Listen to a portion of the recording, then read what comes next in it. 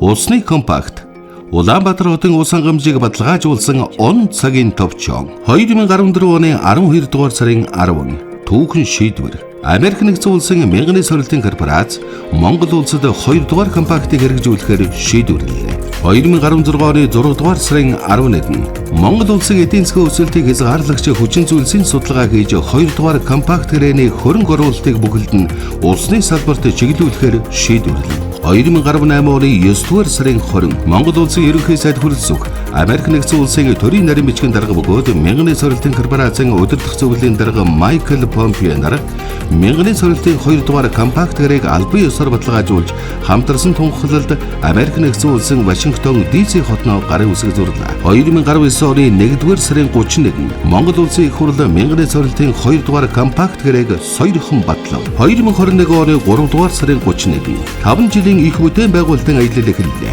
Мянганы сорилтын 2 дугаар компакт гэрээ хүчин төгөлдөр болж Улаанбаатар хотын нийт ус хангамжийг нэмэгдүүлэх хөтөлбөрийг хэрэгжүүлэх 5 жилийн хугацаа албан ёсоор тоологдож эхэллээ. 2021 оны 8 дугаар сарын 20 анхны шав тавих ёслол Сонгон харьхан уулын бэлд ус гүн цэвэршүүлэх үйлдвэрийн бүтээн байгуулалтыг эхлүүлж үйлдвэрийн шавыг тавилаа.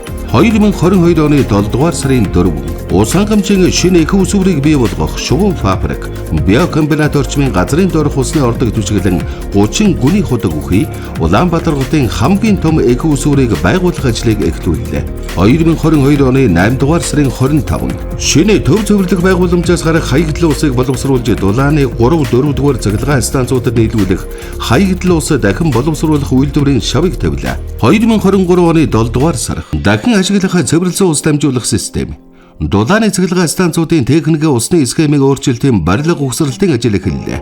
2022 оны 6 дугаар сараас 2024 оны 3 дугаар сар усны салбарын 16 төрлийн төрийн үйлчилгээг захимжуулсан усны мэдээллийн нэгдсэн e-water системийг хөгжүүлж нэвтрүүллээ. 2022 оны 4 дугаар сараас 2024 оны 6 дугаар сар Монгол улсад анх удаага ус худалдаа авах чадварын судалгааг үндэсний статистикийн хороотой хамтран зохион байгуулж усны нийгмийн бодлого хөтөлбөр хэрэгжүүлэх эрх зүйн үндсийг тавилаа. 2023 оны 1 дугаар сараас 2025 оны 9 дугаар сар 24 цагаар ус авах боломжтой боллоо. Нийслэлийн 6 дүүргийн 61 хороонд 180 ус түгээх байрыг бүрэн автоматжуулж хяналт мэдээллийн нэгдсэн удирдлагын системд холболоо.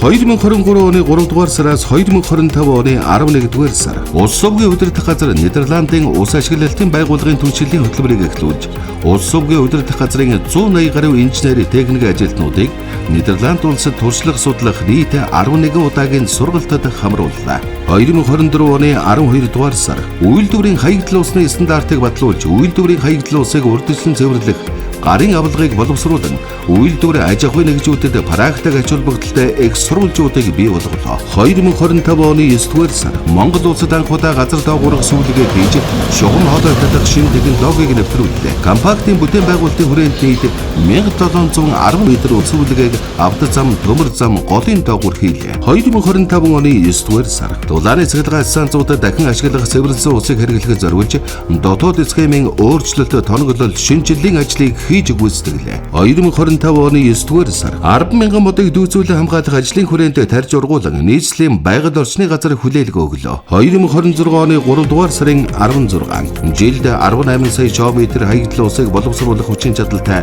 Монголын анхны томоохон хаягдлын ус дахин боловсруулах үйлдвэрийг нээж үйл ажиллагааг нь эхлүүллээ. 2026 оны 5 дугаар сарын 15 жилд 50 сая км усыг гүн цэвэршүүлж Улаанбаатар хотыг нийт ус хангамжид нийлүүлэх дэвшилтэй технологи бүхий ус гүн цэвэршүүлэх үйлдвэрийг байгуулж ашиглалтанд орууллаа. 2026 он усны компакт товлсон хугацаанд батлагдсан төсөвтэй багтан инхүү амжилттай хэрэгжлээ.